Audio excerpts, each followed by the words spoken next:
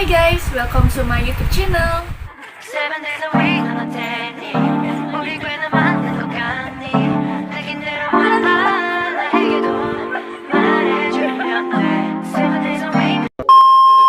Perkenalkan, nama saya Gadis Diva Ramadina dari kelas 1F jurusan Keperawatan Stikes Widya Dharma Wisuda.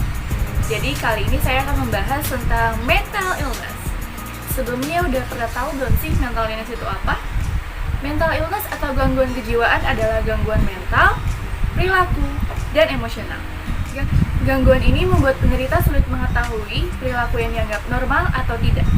Sebagian besar gangguan kesehatan mental muncul pada masa remaja atau mungkin di usia 20 tahunan. Direktur Eksekutif National Alliance on Mental Illness atau NAMI, Mary Giliberti menyatakan 1 dari 5 remaja mengidap kondisi gangguan mental, tapi hanya kurang dari setengahnya yang memutuskan mencari bantuan. Padahal, mental illness ini adalah gangguan jiwa yang cukup berbahaya dan dapat menyebabkan bunuh diri loh. Lalu, bagaimana sih gejalanya? Gejala yang terjadi bisa menyerang fisik maupun kondisi psikologis, serta berpengaruh pada emosi dan pikiran. Contohnya, perasaan sedih, sulit merasa bahagia, menurunnya kemampuan untuk berkonsentrasi, perasaan cemas yang berlebihan, sering merasa takut, perasaan bersalah terus-menerus, terpisah dari kenyataan, delusional, dan berhalusinasi, sulit memahami situasi dan orang di sekitar. Terkadang gejala yang muncul secara fisik, misalnya nyeri punggung, sakit perut, sakit kepala atau nyeri, dan rasa sakit yang tidak dapat diketahui penyebabnya. Sekarang kita lanjut ke penyebab dan risiko mental illness. Secara umum, gangguan mental disebabkan oleh faktor yang bervariasi, dari genetik atau faktor keturunan maupun lingkungan. Sekarang kita bahas ke faktor yang pertama, yaitu faktor genetik. Penyakit mental bisa diwariskan dari garis keturunan. Gen tertentu bisa membawa resiko terjadinya penyakit mental. Yang kedua, ada paparan saat dikandung. Konsumsi alkohol, penyalahgunaan obat-obatan, paparan zat kimia berbahaya dan beracun pada ibu hamil beresiko menyebabkan gangguan pada janin, termasuk resiko gangguan mental terhadap perkembangannya. Yang ketiga, ada senyawa kimia. Neurotransmitter adalah zat kimia pada otak yang berfungsi membawa sinyal saraf ke seluruh tubuh. Ketika jaringan saraf dan zat kimia ini terganggu, fungsi penerima saraf berubah dan bisa mengarah memicu depresi maupun gangguan emosi lainnya.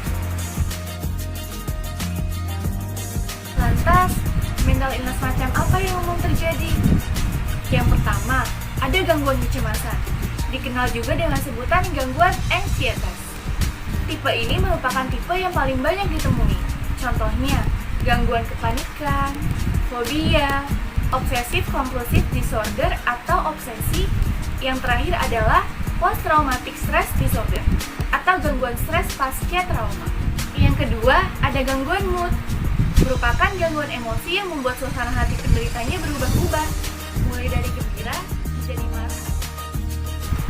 Ada beberapa jenis gangguan mood, yaitu yang pertama ada depresi mayor, atau penderita tidak lagi merasa tertarik atau menikmati acara dan aktivitas yang semulanya disukai. Yang kedua, ada bipolar. Penderita mengalami fase euforia atau mania, dan fase depresi secara bergantian. Yang ketiga, ada gangguan depresi persisten, atau gangguan depresi yang bersifat kronis dan berlangsung dalam jangka panjang. Dan yang terakhir ada seasonal affective disorder, atau gangguan depresi yang disebabkan karena kurangnya paparan sinar matahari. Biasanya terjadi saat cuacanya dingin. Bagaimana menangani mental illness?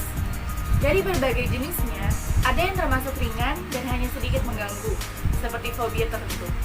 Namun, ada juga yang menyebabkan gangguan mental parah hingga membutuhkan penanganan secara medis. Nah, ini penting nih. Kebanyakan orang yang menderita mental illness ini merasa malu untuk konsultasi ke dokter, atau bahkan membicarakan saja sudah malu. Padahal, mental illness ini termasuk kondisi medis seperti halnya penyakit yang lainnya. Ada beberapa metode untuk membantu orang-orang dengan masalah kesehatan mental. Antara lain, yang pertama, ada psikoterapi, atau dengan metode interaktif dengan pendekatan psikologis. Metode ini dilakukan melalui curhat antara pasien dan terapis. Yang kedua, ada pengobatan. Pemberian obat yang diberikan dokter spesialis kejiwaan atau psikiater ini dipergunakan untuk meningkatkan gejala yang dirasakan.